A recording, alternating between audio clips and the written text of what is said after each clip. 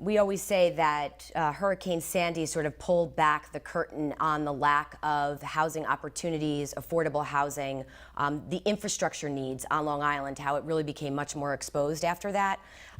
We were clear at the beginning, leadership that came in from other areas across the country and saw the scope of the impact of Sandy on the island and said this is a 5 to 7 year recovery at minimum.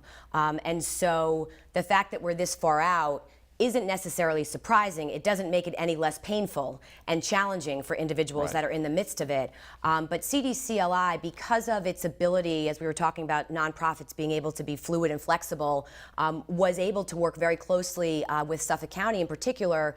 Right after the storm, my predecessor, was talking with the county executive Balone at the time about creating the STEP program, which was an opportunity over Thanksgiving Day weekend, nonetheless, about how to make some minor modifications to properties, to homes, so that individuals could stay in their home while going through the recovery process. And that was really in response to, you may recall after Katrina, there were a lot of challenges with the trailers that FEMA was putting on properties, and so everyone wanted to avoid that. And we knew, with less than, or roughly 27–28% rental stock, that Long Islanders weren't going to be able to temporarily move into rental facilities because there weren't any. So the organization was able to respond and work very closely with government at that period in time.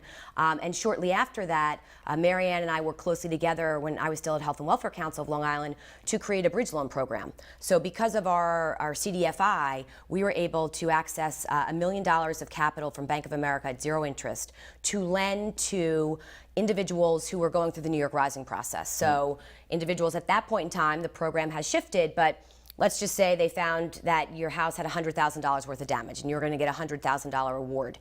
At that period in time, they would give you $50,000. Then you had to finish the other $50,000 of construction, pay for it, get your C of O, and then get reimbursed.